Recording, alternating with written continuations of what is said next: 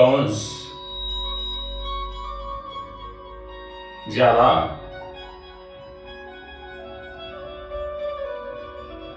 आपला मारणारा शत्रू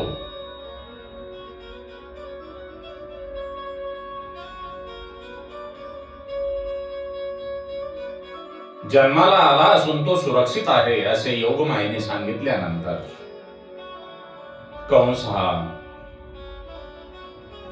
आपापल्या परीने बरेच हातखंडे वापरतो. तो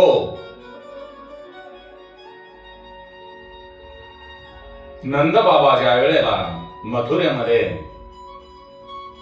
कर भरण्यासाठी येतात तेव्हा पुतना नावाची राक्षसीन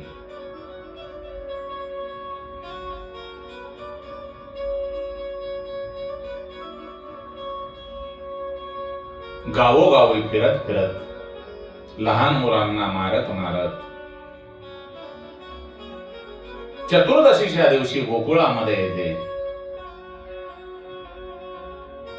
पुतना या शब्दाचा अर्थ पूत म्हणजे पवित्र आणि ना म्हणजे नाही. जी पवित्र नाही ती पुतना,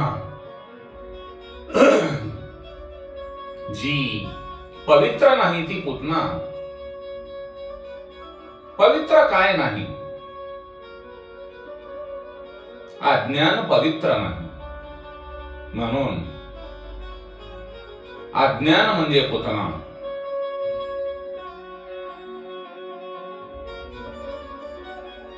अपवित्र वस्तूतून, अपवित्रातून अज्ञान जन्माला येते आणि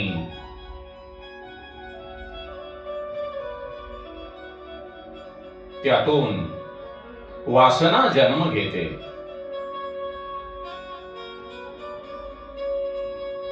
श्रीकृष्णांना मारण्यासाठी आलेली वासना ही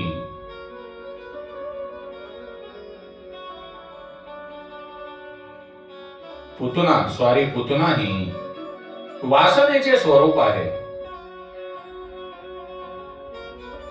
ती गोकुळामध्ये चतुर्दशीच्या दिवशी येते, म्हणजे ती 14 ठिकाणी असते.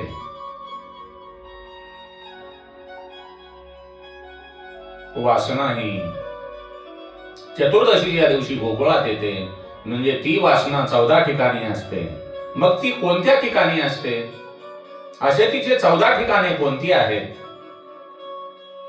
तर त्यामध्ये 5 ज्ञानेंद्रिय,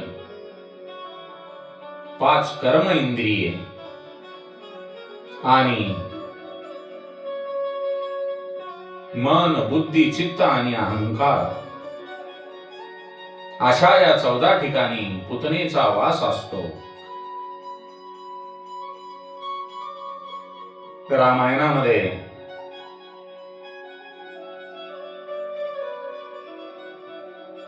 कैकेयीने मर्यादा पुरुषोत्तम भगवान श्रीरामांना 14 वर्षे वनवासात राहा असे सांगितले होते.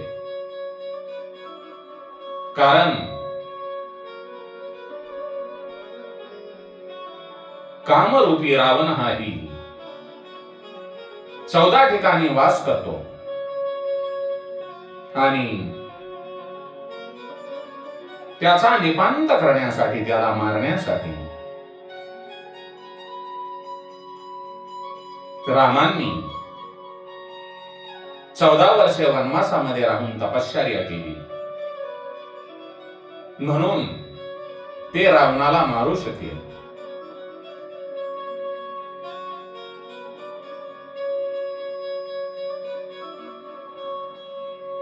वासनेच्या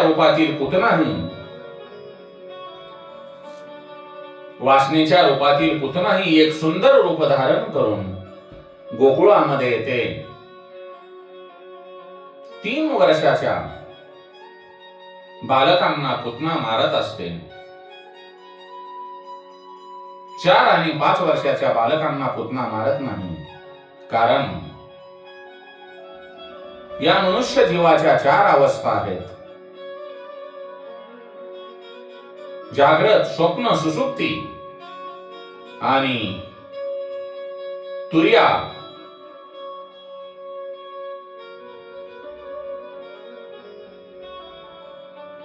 जाग्रत अवस्थेमध्ये पुतना डोळ्यामध्ये वास करते. आपण ज्या वेळेला जागे असतो त्यावेळेला आपले डोळे उघडे असते. डोळे उघडे असल्यामुळे आपल्या नजरेसमोर जी काही वस्तू दिसते त्यामुळे आपल्या मनामध्ये चांगले वाईट विचार येत असतात. म्हणून जागृतीमध्ये पुतना ही आपल्या डोळ्यामध्ये वास करते. जाग्रत, स्वप्न व सुषुप्ती या 3 अवस्थांमध्ये जे आपल्याकडे अज्ञान आहे ते माणसाला मारते. म्हणून पुतना ही 3 वर्षांच्या मुलांना मारते, बालकांना मारते. पण 4थ्या अवस्थेमध्ये जीवाचा ब्रह्मसंबंध होतो. त्यामुळे पुतना जी तुरीय अवस्था आहे त्या तुरीय अवस्थेमध्ये जीवाला त्रास देऊ शकत नाही. सत्व, रज आणि तम या 3 गुणामध्ये जे फसले आहेत त्यांना पुतना मारते. आणि जे निर्गुण अवस्थेमध्ये लीन झालेले आहेत त्यांना पुतना मारू शकत नाही. पुतना जेव्हा गोकुळामध्ये येते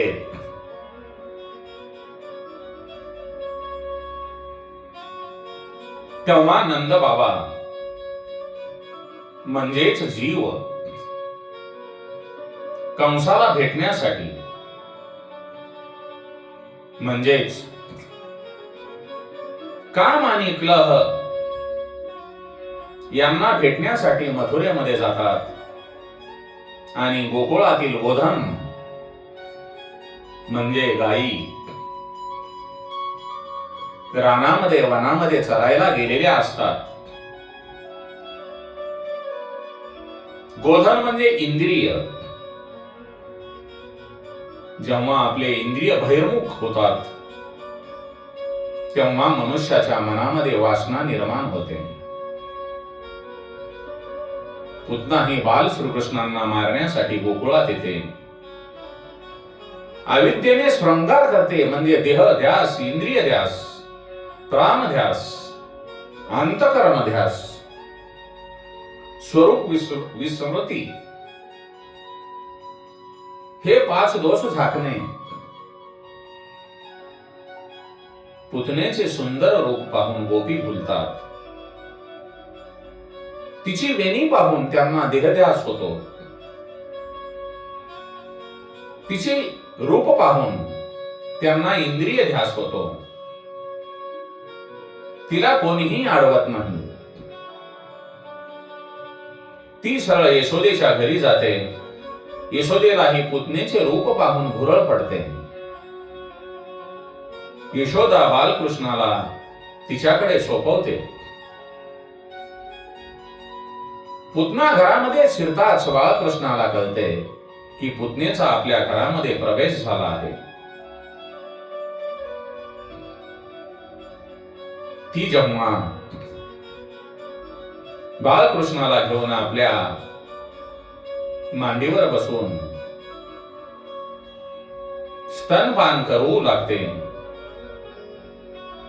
तेव्हा बालकृष्ण पुतनेच्या स्तनातील दुधाबरोबर तिचे प्राणही शोषू लागतो. पुतनेने आपल्या स्तनाला कालकुट्ट विष लावलेले असते. पण त्या विषाचा काळाचाही काळ असलेल्या भगवान श्रीकृष्णांच्या ब्रह्म चैतन्यावर काहीही परिणाम होत नाही. पुतणेचा जीव मात्र कासावीस होऊ लागतो, ती ओरडू लागते. पण बाळकृष्ण थांबत नाही. तो पुतणेचा जीव शोषून घेतो आणि मग ती जोरजोराने ओरडत आपल्या मूळ राक्षसाच्या रूपामध्ये प्रकट होते आणि मरण पावते.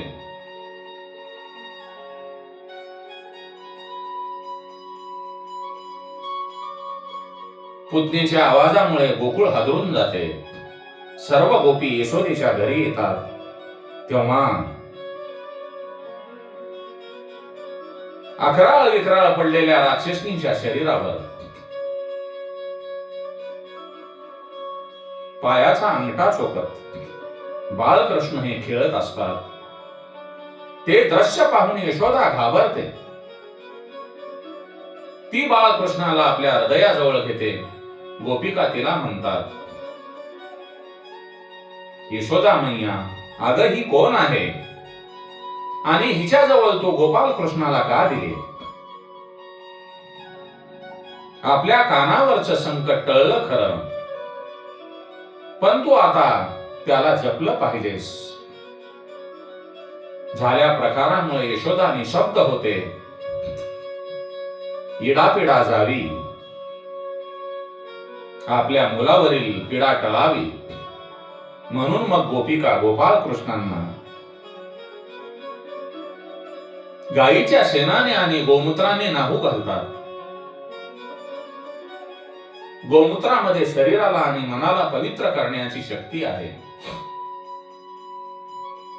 मग गोपिका गोपाल कृष्णांना उष्णोदकाचे स्नान घालतात. मग साऱ्या जणी बालकृष्णाच्या भोवती बसतात. प्रत्येकीच्या मनामध्ये गोपाल कृष्णाबद्दल जो वत्सल भाव आहे तो जागृत झालेला असतो. प्रत्येकीला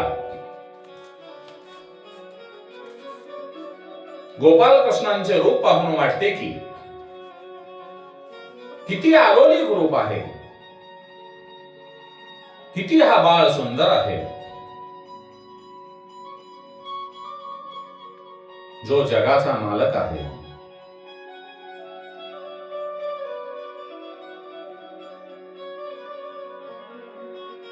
तो सुंदर का असणार नाही?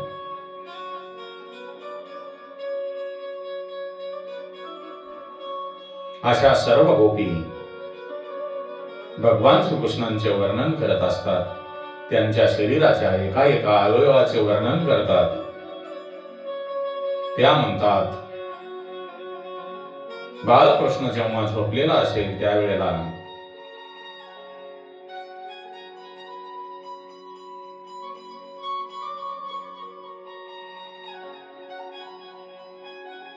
त्यांचे रक्षण भगवंत करो. गोपिका मग बाळकृष्णाला यशोदेजवळ देतात आणि म्हणतात, हे यशोदा मैया, तू या बालकृष्णाला स्तनपान कर. आता याला कोणापासूनही भीती नाही. सायंकाळच्या वेळेला सूर्य अस्ताला जात असताना नंद बाबा गोकुळामध्ये येतात आणि त्यांना पुतणेचे व्रत कळते. त्या महाकाय राक्षसनीवर अंत्यसंस्कार केले जातात. भगवान श्रीकृष्णांच्या काल्पनिक स्वरूपाचे चिंतन करणाऱ्यालाही मुक्ती मिळते. तर मग श्रीकृष्णांचे साक्षात दर्शन घेणाऱ्यांना मुक्ती कशी मिळणार नाही? भगवान श्रीकृष्ण हे दयाळू आहेत. विष देणाऱ्या पुतणेलाही सद्गती मिळते. मग आपण तर भगवंताचे नाम संकीर्तन का करू नये? आपणाला का मुक्ती मिळणार नाही? या जगामध्ये एवढे पाप नाही जे भगवंताच्या नामापुढे थांबू शकत नाही.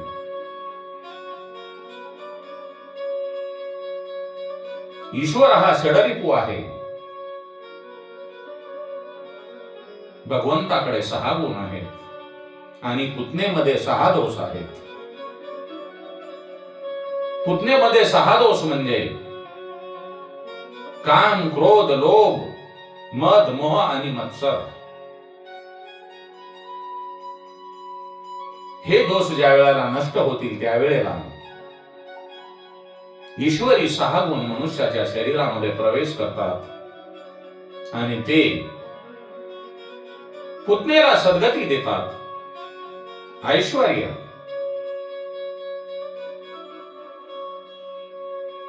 यश, श्री, ज्ञान आणि वैराग्य हे ईश्वराचे 6 गुण आहेत.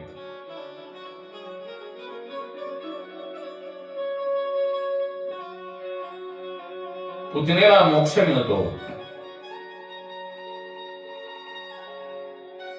तो मोक्ष मिळणे म्हणजे भगवंताची अद्भुत अशी बाललीला आहे आणि या बाललीलेचे श्रद्धापूर्वक सर्वांनी मनन केले तर भगवान श्रीकृष्णाबद्दल प्रेम निर्माण होते आणि ज्यांच्या जवळ श्रीकृष्ण आहे त्यांच्याकडे विपत्ती येत नाही. श्रीकृष्णांच्या या बाललीलामध्ये आणखी एक रहस्य आहे, ते म्हणजे नंद आणि यशोदा जेव्हा दूर जातात तेव्हा संकटे येतात. म्हणजेच ईश्वरापासून जेव्हा जीव म्हणजे नंद आणि बुद्धी म्हणजे यशोदा दूर जातात तेव्हा संकटे मनुष्याच्या जीवनावर येत असतात. म्हणून कधीही ईश्वरापासून आपला जीव आणि बुद्धी दूर जाऊ देऊ नका. आपल्यावर संकट येणार नाहीत. जीवाने आणि बुद्धीने भगवंताच्या भक्तीकडे वळा.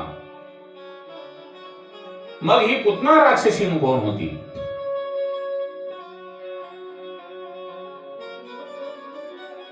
भगवान श्री हरिनारायण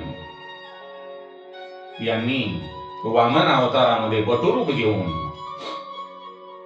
जेव्हा बलिराजाच्या दरबारामध्ये दान मागण्यासाठी जातात तेव्हा त्यांचे मनोहर रूप पाहून बलिराजा आणि त्याची पत्नी विंध्यावली यांची मुलगी रत्नमाला हिच्या मनामध्ये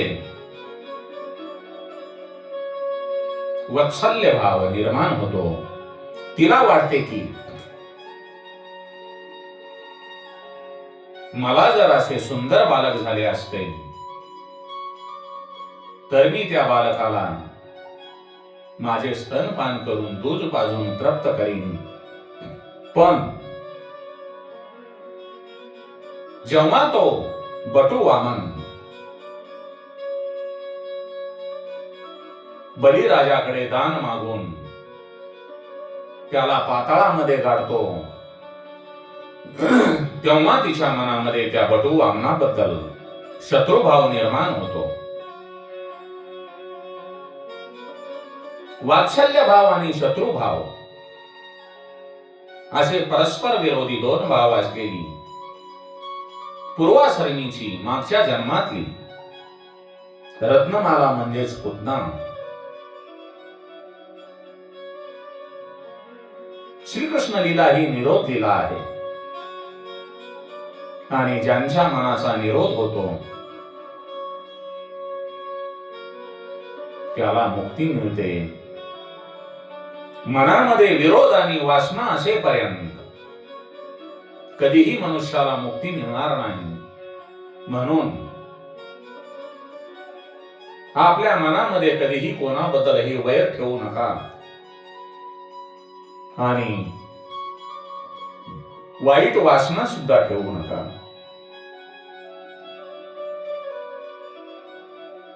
जोपर्यंत आपल्या मनातून विरोध आणि वासना निघून जाणार नाही तोपर्यंत मनुष्याला मुक्ती मिळणार नाही. म्हणून भगवान श्रीकृष्णांचे भजन करत करत त्यांचे नाम संकीर्तन करा आणि आपल्या जीवाचे कल्याण करून घ्या. श्री कृष्ण गोविंद हरे मुरारे, श्री कृष्ण गोविंद हरे मुरारे, हे नाथ नारायण वासुदेवाय, हे नाथ नारायण वासुदेवाय, हे नाथ नारायण वासुदेवाय। ओम नमो भगवते वासुदेवाय नमः। ओम नमो भगवते वासुदेवाय नमः।